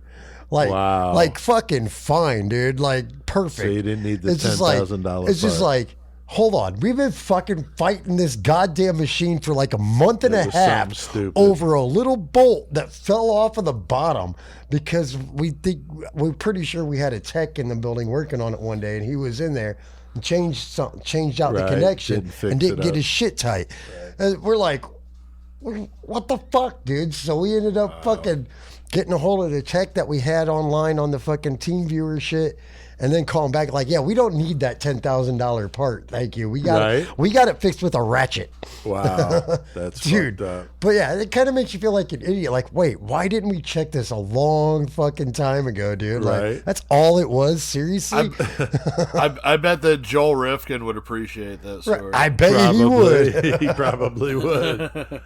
That damn marker light, right? God damn it. So yeah, I've got a couple of just a quick story. We were talking on a break about this friend of mine in high school who who was raised by his dad. So, he was just like pretty much left on his own to fend for himself. No, I mean, he was provided for, but, but still, he was pretty wild. I mean, he did like shit like that kids normally couldn't do because there was nobody around. Right. His dad's just like, His go on, boy. dad's working, Go on, boy.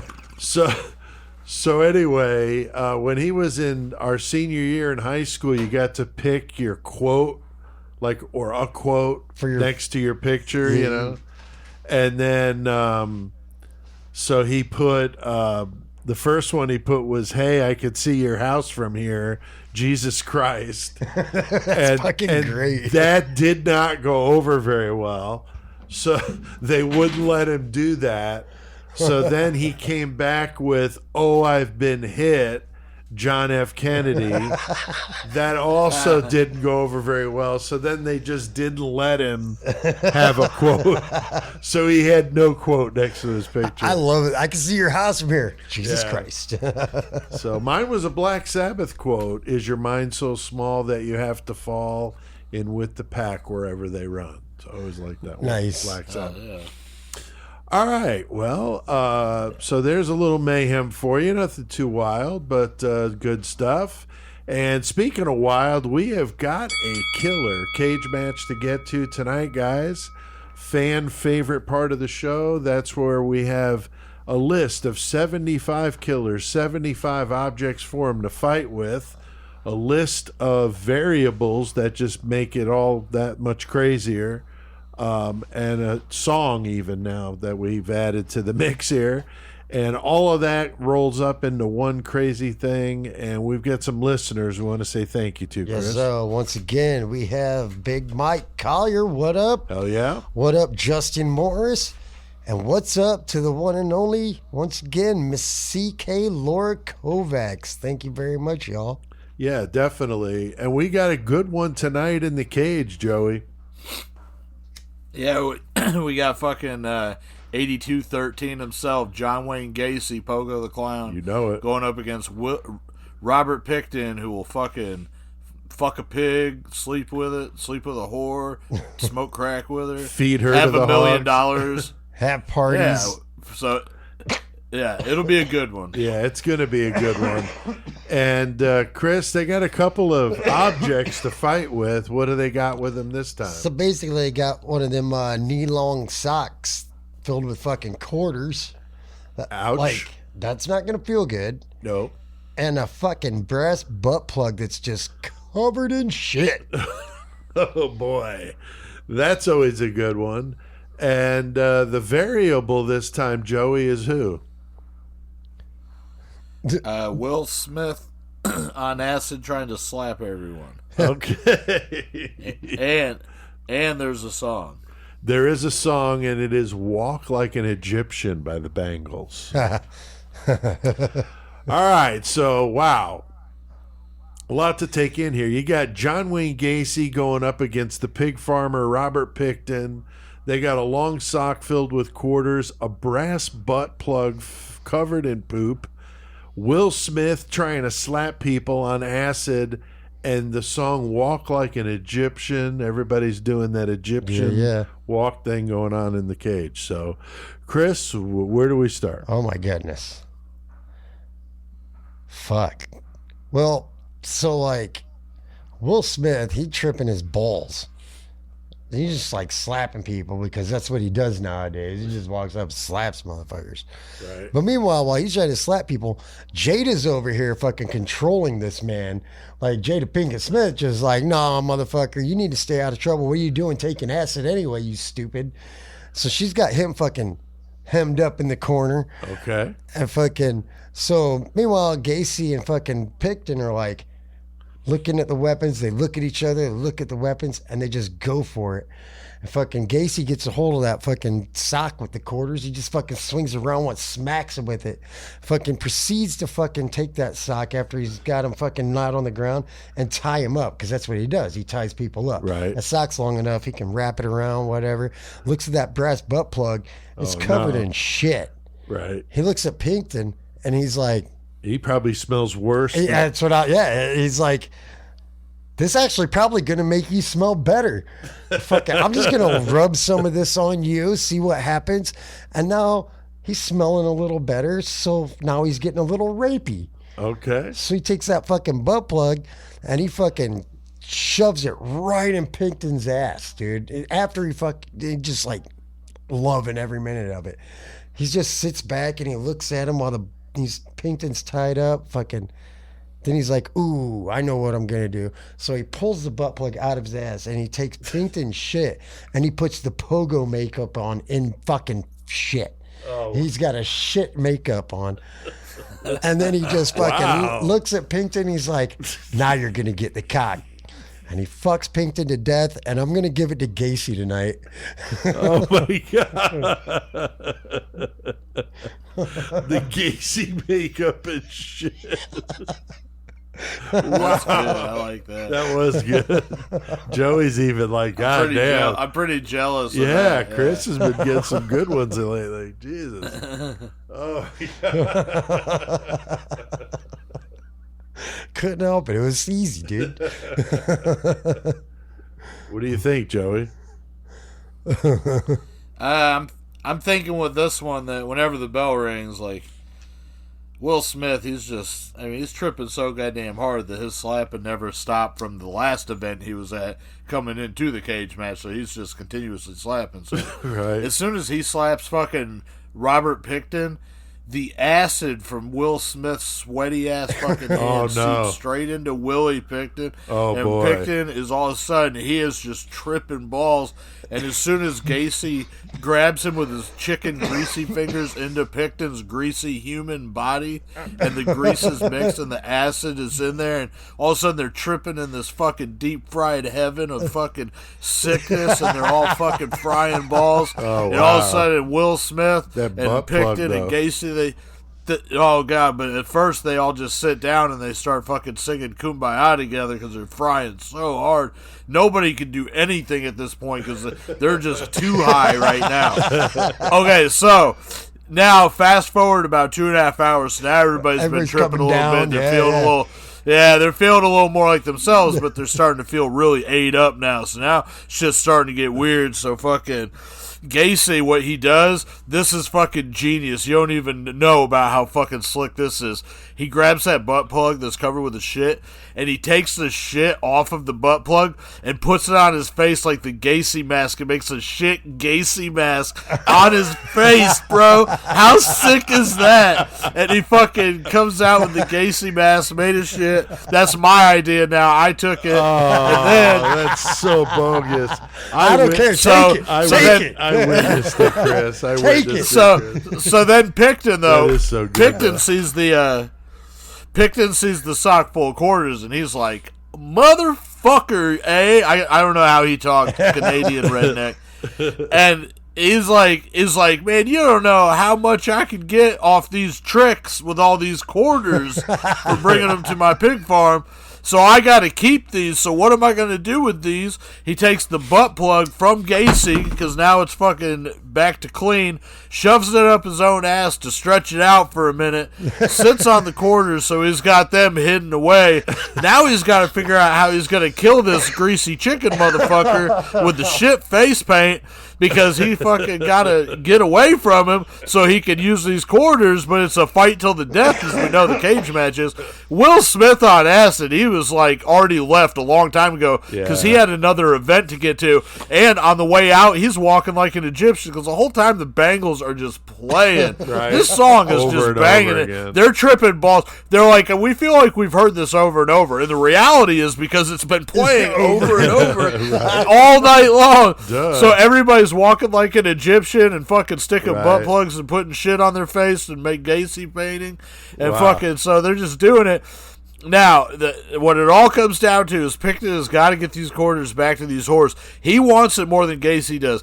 Gacy's chicken greasing, tripping, just enjoying himself. Pinkton walks over and he just fucking gouges out Gacy's eyes first off because he knows fucking, that shit ain't fucking flying once you can't see. Then you're fucking at a disadvantage. So all the weight that Gacy has is now gone. Right? Gacy's still laughing because everybody's talking shit because he's got shit on his face, and he's like, "Motherfuckers!" I'm sitting in here with Robert Picton. That dude smells just like my crawl space smelled. You think I'm fucking care about any of this shit? So anyway, he does get his eyes poked out. Now he's fucked up because he can't see. So that's whenever Picton takes his opportunity and he fucking shits back out the quarters, takes him, beats the clown over the head till he's dead, shoves the quarters back in his ass, and escapes out the hole of the cage match that they used to get Will Smith out of. That's how it goes. Damn. Wow. All right. Oh, shit. Loving some killer cage match. Hell yeah. Well, always a good one. A lot of fun. And we have a lot of laughs, as you can all tell that. All right. Well, you could pick up one of my books or all of them if you want at PeteAltieri.com. I got some writing samples on there, 3 short stories, and a couple of novel excerpts that you can check out for free and see if you like it. And the web store is secure. It's got a shopping cart. You can do whatever you like there. Keep the shipping very reasonable. Get it right out. So they all come signed with a poster and a bookmark. So pretty good deal there. Also, quick writing update. I'm writing a novella right now. I'm trying to finish up Creation of Chaos 4. I'm working on this Chapel of Bones story, which is really badass. Was very difficult to do with what I was trying, and I had to try a lot of different ways till I finally got it to work, but it's clicking now, and so I'm really happy about that. But once I get that one done, I got one more, and then Creation of Chaos 4 is done. So is Chapel of Bones about priest molestation? no, it's not. No, it's not. It could be though. It could be. Yeah, that's funny. That's not the first thought that I've had about the same thing. Like, hey, I gotta watch how I word this here. But yeah, it's a good one. And I saw this really cool ghost story thing. I was watching something on YouTube and just kind of went to this automatically, and I started watching. It wasn't really my thing, but there was one story they talked about with this headless train conductor. So I have an idea of a story involving a headless train conductor that comes through the town. The story is that he stuck his head out the window as the train was coming through the town to get some fresh air in, and it took his head off, and so he rode through the town headless. Nice. And every year on the anniversary of that, they claim to see his ghost come through Like with the the Headless Horseman, Sleepy and Hollow he's shit. exactly. But in this case, as he comes through, he's screaming, and it's pretty intense. So then And I'll be plot done. twist: he was the conductor of the 666. Right. That's right. So yeah, lots of good ideas flowing through here. Murder Metal Mayhem website, been mentioning that, murdermetalmayhem.com. Great way to connect with us and buy some merch and do all that kind of stuff there. YouTube channel, we've been talking about that, a good way to stay upon what we're doing there with all these band interviews we're doing. There's some past content on there that's really funny shit, so go check that out on YouTube. And guys, I think we've done plenty of mayhem tonight. Fuck so yeah. Let's hit that fucking outro.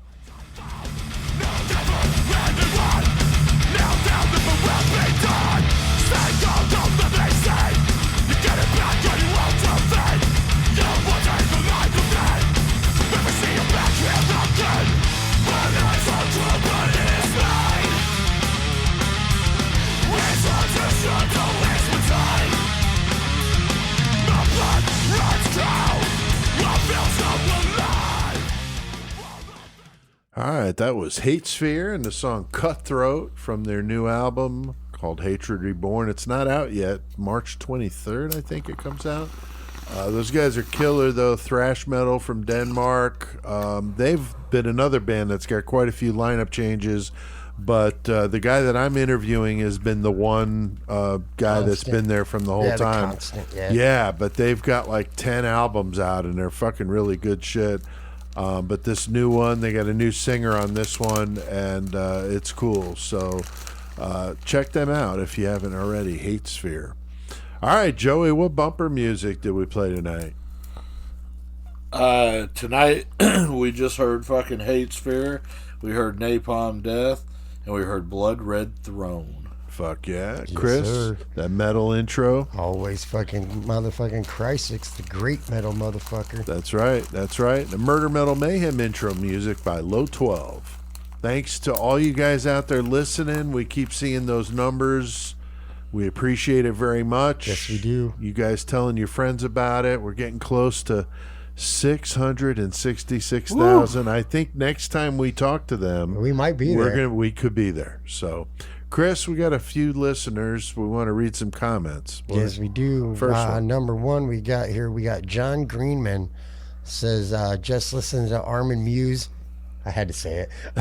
Muse. The Armin Mavis episode. Man, that dude was fucked up. Both of them. You guys fucking rule. Yeah, thank you, dude. And yeah, they were both had their fucking mental issues for sure. That's for sure. Definitely. All right, Joey, what about that second one? Betty Boop Your Ass 3 said, Pete, I love hearing you talk about Bob Daisley.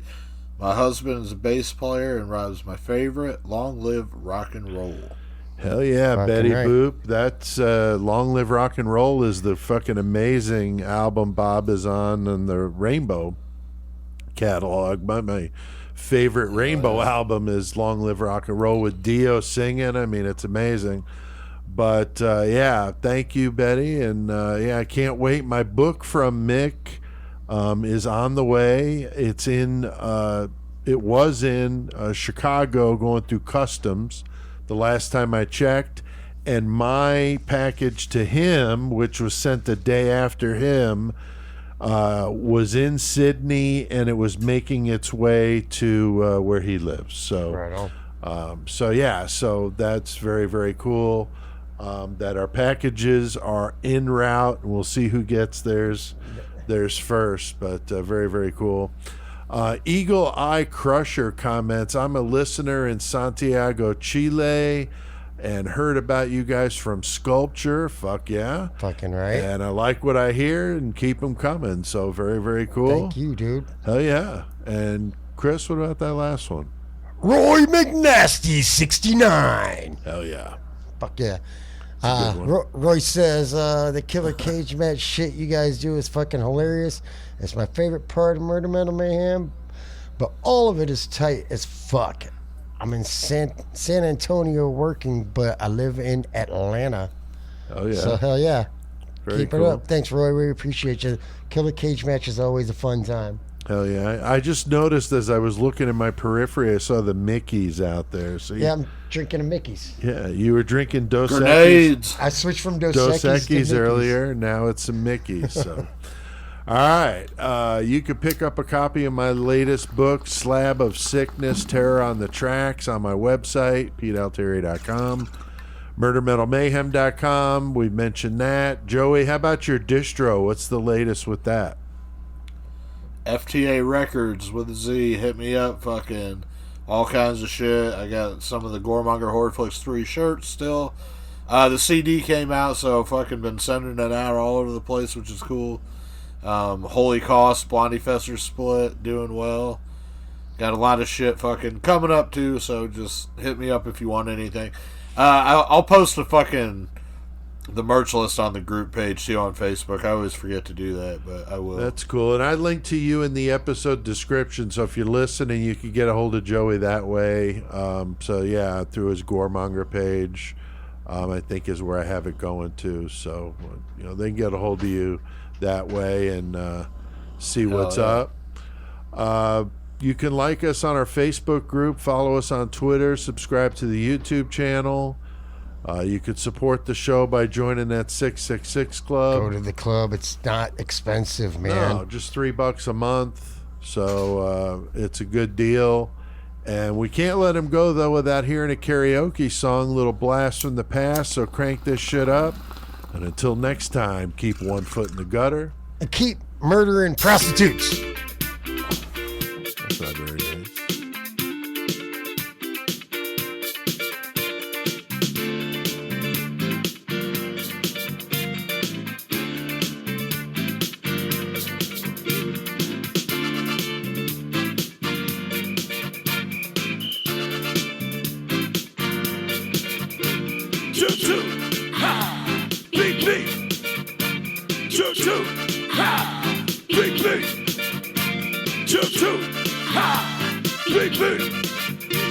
Toot toot, ha, beep beep.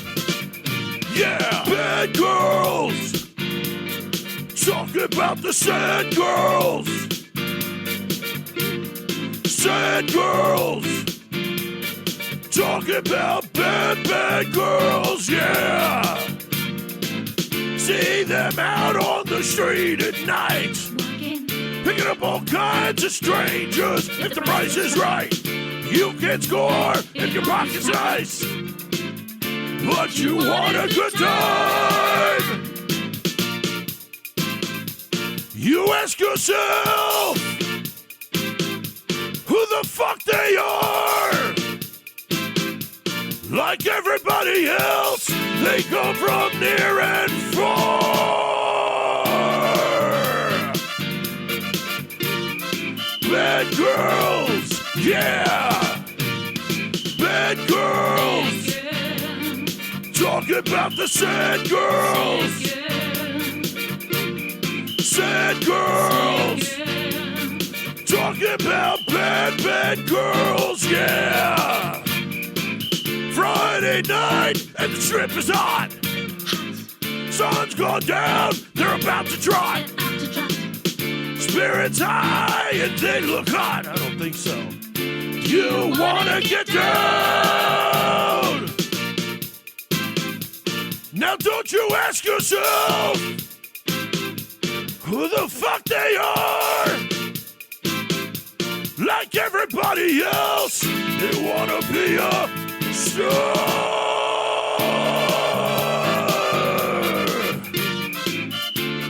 Yeah, there comes. Bad girl, you sad girl, you're such a naughty bad girl. Beep, beep. Ha ha. Bad girl, you sad girl, you're such a naughty bad girl. Beep, beep. Ha ha. Now you and me, we're both the same. But you call yourself by different names.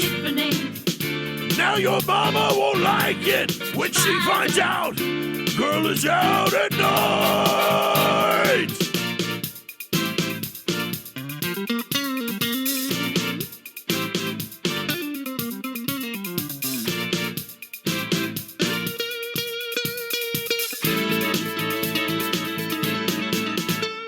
Toot toot, ha, beep beep. Toot toot, ha, beep beep. Toot toot, ha, beep beep. Toot toot, ha, beep beep. Hey mister, you got a fucking dime? Mister, do you want to spend some time with them? Oh yeah. They got what you want, you got what they need. They'll be your baby, this shit ain't free.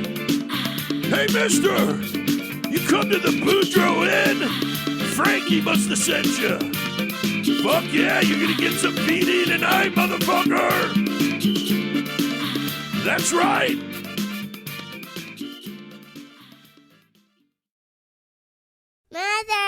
Mother, man.